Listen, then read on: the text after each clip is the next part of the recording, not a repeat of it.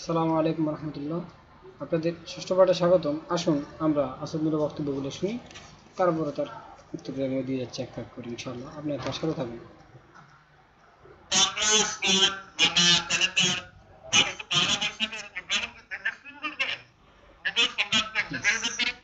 Yes, আমি আপনার বলতেছিলাম পয়লা বৈশাখ মুসলিমদের দ্বারা। আপনি বললেন যে পয়লা বৈশাখ মুসলিমদের দ্বারা। আমি একটু আগে তার আগের পর্বগুলোতে আগের পার্টগুলোতে বহুবার বলেছি যে একবার নয়, অনেক কিছু বোঝানোর চেষ্টা করেছি। আশা করি আপনি বুঝতে পারছেন। যে লোক যে লোকটা এই পয়লা বৈশাখ উদ্ভাবন করেছিল তার নাম হচ্ছে যার নির্দেশে করা হয়েছে তার নাম হচ্ছে মোহাম্মদ আকবর বলা শিক্ষিত, আমি বলে কুখ্যাত আকবর। সে আকবর কি মুসলিম ছিল কিনা, যে মুসলমানদের কালামায় পরিবর্তন করেছিল, যে মুসলমান ধর্মে পরিবর্তন করে নতুন ধর্ম প্রচার করেছিল, যে নতুন ধর্মের প্রবর্তক ছিল, সে কখনো মুসলিম হতে পারে না। আমরা তো তার মানে এই নয় যে আমরা পয়লা বৈশাখকে প্রত্যাখ্যান করি, আমরা বৎসর বা বাংলা ক্যালেন্ডারকে প্রত্যাখ্যান, কিন্তু আমরা বাংলা ক্যালেন্ডারকে স্বাগত জানাই এবং বাংলা ক্যালেন্ডার কর্তৃক যে পয়লা বৈশাখের নামে যে বেহায়াপনা, বিজাতিপূর্ণ খ্রিস্টানদের চালচলন অথবা ইহুদিদের বিশেষ দিন পালন, দিবস পালন অথবা মঙ্গল প্রদীপ জ্বালানো, নারী পুরুষ একাকার মেলা বসা, এগুলোকে আমরা বর্জন করি, এগুলোকে আমরা অবশ্যই বর্জন করি। কিন্তু পয়লা বৈশাখ মানে বাংলা ক্যালেন্ডারকে আমরা কখনো বর্জন করি না এবং করব না।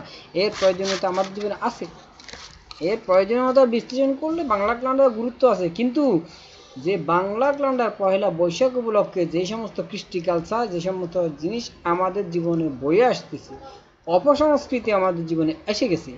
আমরা দেখতে পাচ্ছি টিএসসি এর কি হওয়া হলো, মঙ্গল শুভযাত্রার মাঝে একটা রিক্সা থেকে একটা নারীকে উলঙ্গ করে ফেলা হলো। হ্যাঁ, আমরা গতকালকে দেখতাম আমি ইউটিউবে চ্যানেল। তাহলে একটা নারীকে তা সে বলতে যে আমার বাচ্চা আছে, ভাই আমার বাচ্চা আছে, মানে আমি বিবাহিত, আমার বাচ্চা আছে, কিন্তু কে কার কথা শুনি?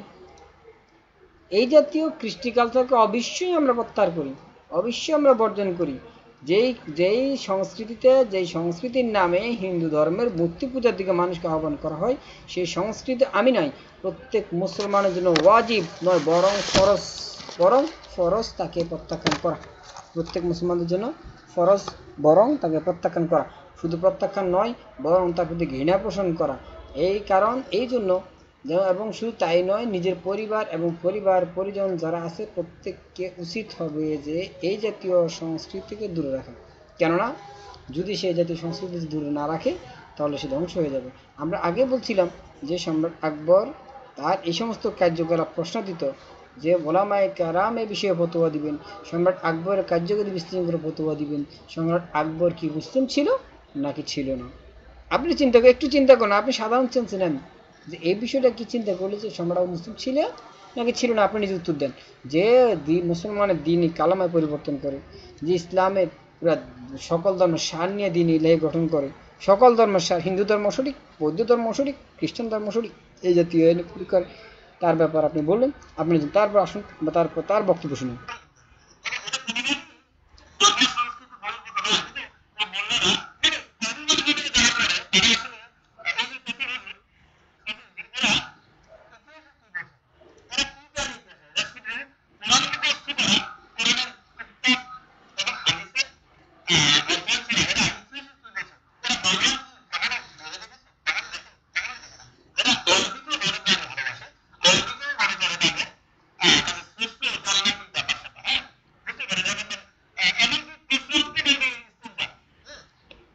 জি, আমরা আপনাদের বলতেছি শুনুন। সে কি বললো আপনারা শুনতে পাচ্ছেন। সেখানে কি বললো যে বাংলা সংস্কৃতি, আর সংস্কৃতি বলতে কি বোঝায়? আমরা যেভাবে চলি, আমরা যা তাই হচ্ছে আমাদের সংস্কৃতি, আমাদের যা আছে তাই হচ্ছে সভ্যতা। আর আমরা যা তাই হচ্ছে সংস্কৃতি। আমি কীভাবে পোশাক পরি, আমি কীভাবে কথা বলি, আরে ভাই সংস্কৃতির নামে তোমার বোনকে তোমার মাকে উলঙ্গ ছেড়ে দাও, সেটাকে তুমি সংস্কৃতি বলবা? কোনো ক্রমেই পয়লা বৈশাখের এই জাতীয় অনুষ্ঠান, আচার অনুষ্ঠান মুসলমানদের সংস্কৃতি হতে পারে না, বাঙালি জীবনের সংস্কৃতি হতে পারে না। কারণ বাঙালি জীবন উলঙ্গপনা নয়, ল্যাংটা নয় বাঙালি জাতি, বাঙালি জাতি তো অসভ্য নয়। তোমরা তো সেই মানদাতা আমলের দিকে মানুষকে আহ্বান করা সংস্কৃতির নামে, যেখানে মানুষ বন জঙ্গলে উলঙ্গ ছিল। তোমরা তো সেই পশুর কাতার নিয়ে যেতে চাও মানুষকে, যেখানকার মানুষ পশুর কাতার বসবাস করতো, তোমরা তো সেই দিকে মানুষ আহ্বান করো। সুতরাং এটা কোনো সংস্কৃতি হতে পারে। 2 নাম্বার, সে বললো যে মোল্লারা কি জানে, মোল্লারা কি জানে ইতিহাসে। আরে বেকুব, মোল্লারা কি জানে মানে? মোল্লারা যত ইতিহাস পড়ে, আমি বলি তো ইতিহাস যদি তোমাকে মাথায় নিয়ে দাঁড় কর, কিতাবগুলো যদি তোমার গাঁটটি বান্ধে মাথায় করে দেওয়া, তুমি আর আসাদ নূর এবং তোমার গুরু, যে তোমরা যেই কজন আসো এই কজন মাথায় নিয়ে চলতে পারবো না।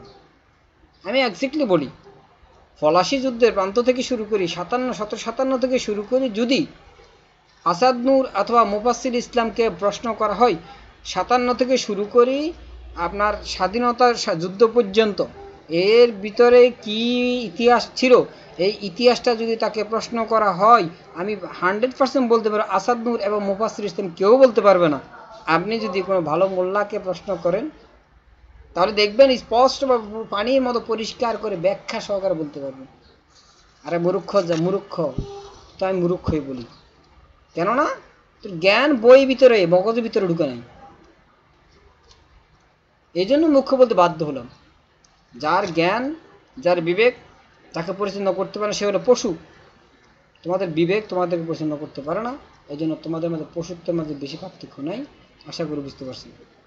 যাই হোক, মাদ্রাসা ছাত্ররা হাদিস, ফেকা এগুলোর পাশাপাশি অনেক কিতাব পড়তে, অনেক জানতে হয়।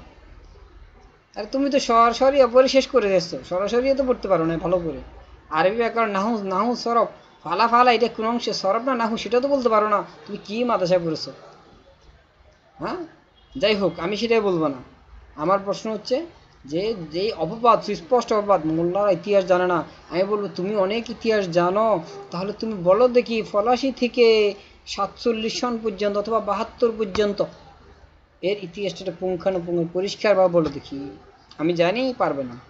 এই যে মোল্লাকে, ভালো একজন মোল্লাকে জিজ্ঞাসা করেন, তাদের বক্তৃতায় দাঁড়িয়ে থাকেন, শুনতে পাবেন সব স্পষ্টভাবে, প্রত্যেকটা পুঙ্খানুপুঙ্খানু পয়েন্ট টু পয়েন্ট ভাবে আলোচনা করে। এ জানে না, এটা অজ্ঞতার প্রমাণ। আপনারা আমি সামনে যে আসুন, তারপর সে কি বলে শুনি।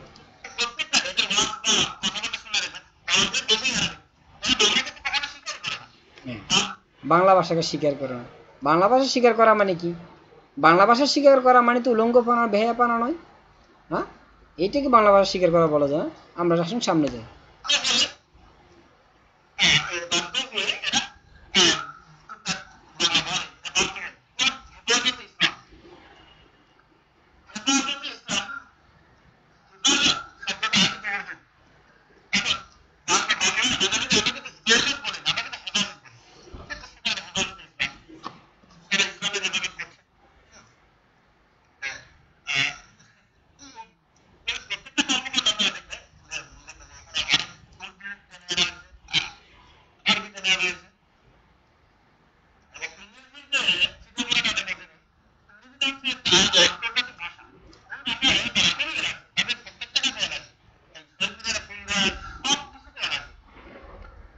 ইয়েস, এখানে আরেকটা কথা আসছে।